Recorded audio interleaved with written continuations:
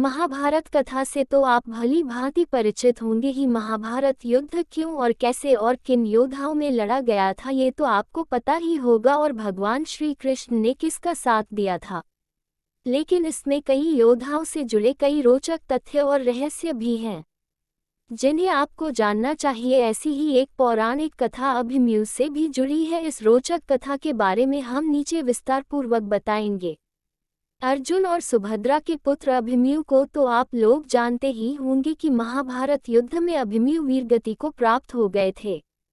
लेकिन बहुत से लोगों के मन में ये प्रश्न अवश्य होता होगा कि आखिर सर्वशक्तिमान श्री कृष्ण ने अपनी ही बहन सुभद्रा के पुत्र अभिमन्यु को क्यों नहीं बचाया था, जबकि भगवान श्री कृष्ण अर्जुन और पांचों पांडवों की युद्ध के अंत तक उनके रक्षा कवच बने रहे थे। तो अभिमन्यु को क्यों मर जाने दिया? अगर चाहते तो लीलाधारी भगवान श्री कृष्ण अपने सुदर्शन चक्र भेज अभिमन्यु को चक्रव्यूह से बाहर ले आते और अभिमन्यु का वध नहीं हो पाता, परंतु श्री कृष्ण ने ऐसा नहीं किया। कहा जाता है जब भी धरती पर धर्म और सत्य की हानि होने लगे तो भगवान को नियति के अनुसार धरती से अधर्मियों और अत्याचारियों का नाश करना होता है, और इस उद्देश्य हेतु भगवान स्वयं धरती पर जन्म लेते हैं और उनके इस उद्देश्य में सहायता हेतु विभिन्न देवी देवताओं को भी अपने पुत्र को भेज या स्वयं जाकर धरती पर जन्म लेना होता है। ऐसा ही जब द्वापर युग में भगवान विष्णु ने श्री कृष्ण अवतार में जन्म लिया था, तब ब्रह्मा जी ने और सभी देवी देवताओं को भी श्री कृष्ण की सहायता हेतु धरती पर जन्म लेने का आदेश दिया था। ब्रह्मा जी के इस आदेश का सभी देवी देवताओं ने स्वागत किया था, परंतु चंद्रमा ने इस आदेश का विरोध किया और अपने पुत्र वर्चा को पृथ्वी पर जन्म लेने से इनकार कर दिया।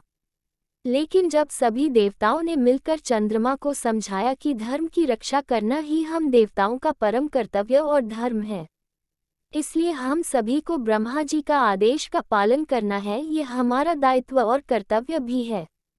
सभी देवताओं के समझाने पर चंद्रमा मान तो गए, पर फिर भी उन्होंने एक शर्त भी रख दी कि यदि मेरा पुत्र धरती पर जन्म लेगा तो वह ज्यादा दिनों तक धरती पर नहीं रुकेगा और महाभारत युद्ध में अपना कार्य समाप्त होते ही वह मेरे पास लौट आएगा।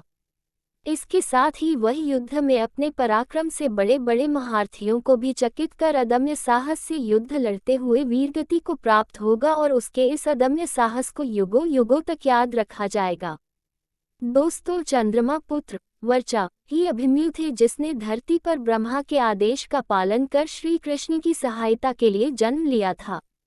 चंद्रमा की शर्त अनुसार ही श्री कृष्ण ने अभिमन्यु की वीरगति में दखल नहीं दिया और अभिमन्यु महाभारत युद्ध में वीरगति को प्राप्त हो अपने पिता चंद्रमा के पास चले गए। ऐसी ही ज्ञानवर्धक कहानियों के लिए हमारे चैनल को फॉलो करें, वीडियो को लाइक करें और शेयर करें।